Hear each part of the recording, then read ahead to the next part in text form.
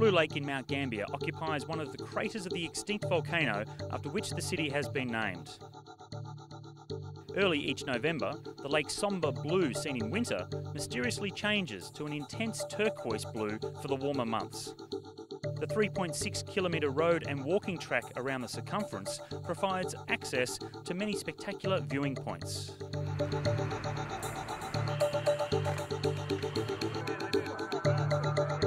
Well, we're all set to go with the second half of the Subaru National Road Series, and it kicks off here in Mount Gambier with the tour of the Great South Coast. And the man leading the overall classification is Patrick Bevan from Avanti Racing.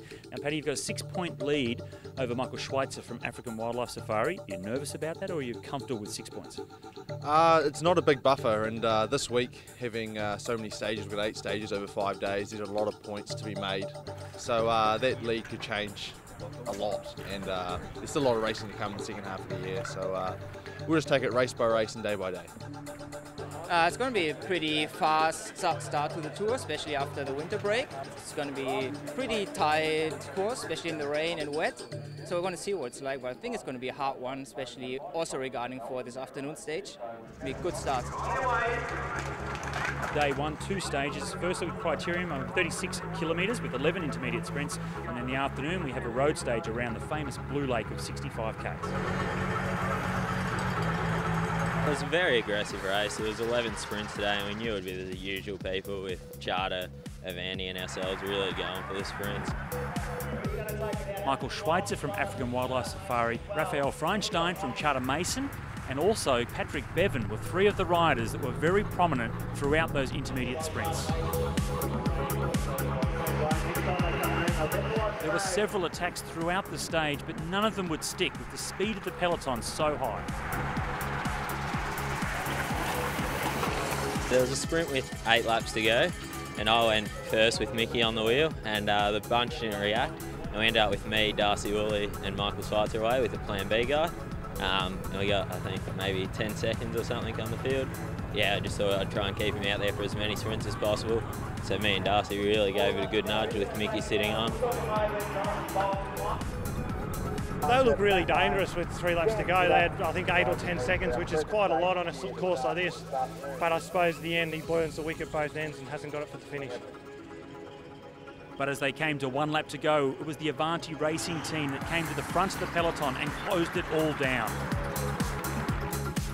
As they came into the final straight for the finish, it was Pat Shaw that came around the corner first and sprinted to victory in front of his 2 teammates, Patrick Bevan and Scott Law. We knew that coming to the NRS after a long break, it was going to be who gelled the quickest. You know, I'm 100% behind Paddy Bevan and also Scott Law. You know, I don't lead out today to win myself. I suppose that makes it even more special. The time bonuses for the stage win see Pat Shaw lead the race early on the same time as Michael Schweitzer, and Patrick Bevan 1 second back in 3rd. The Campolina Sprint Championship, that goes to Michael Schweitzer for the time being on 13 points. The CFMEU Rising Star Award, that goes to the young gun Daniel Fitter. The MGA Insurance Brokers Most Aggressive Award goes to Patrick Lane. And with Pat Shaw, the overall leader at the moment, the scene is set for stage 2.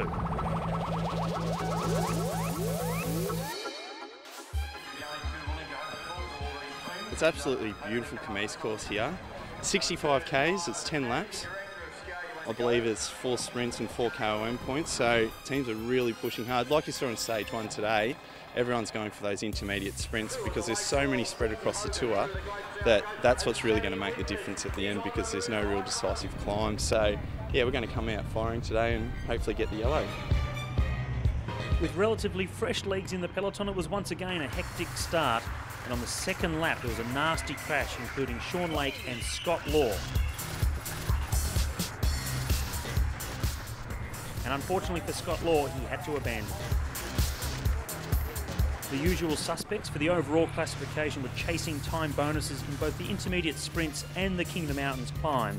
Michael Schweitzer was picking up time bonuses, also Patrick Bevan, and Ben Hill was very dominant in the King of the Mountains. They're very important, and a lot of the guys chasing GC definitely contest them well and contest hard, so after a while they do add up. The most significant move in the race was a 4-man group towards the end, including Mitch Mulhern, Sam Crome, Fraser Goff and Lachlan Glasspool.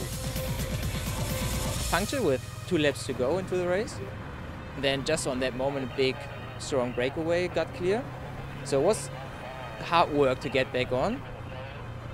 So it was a really critical moment we probably could have lost the race there. The breakaway group mopped up the final points on offer. But with only a few kilometres remaining in the stage, they were absorbed back into the main field. The run into the finish was pretty hard because it was uphill and a headwind. But they came just into the second last corner with the whole team. And they made a really good lead out. You know, long uphill headwind drags. I had to really time my sprint to see how long I could hold out for and managed to come away with the win. Obviously everyone's plan is to, you know, try and get the win, so when you pull it off it makes it that bit sweeter. In the headwind uphill finish, it was Sunderland getting to the line first ahead of Michael Schweitzer and Raphael Freinstein. Charter Mason's Ben Hill did enough in the Scody King of the Mountains competition to have the overall lead, and his teammate Dan Fitter still holds on to the CFM EU Rising Star Award. And Michael Schweitzer from African Wildlife Safaris doubles up by taking the Campolina Sprint Championship competition and also the overall classification, 7 seconds ahead of Patrick Bevan and 8 seconds ahead of Raph Freinstein.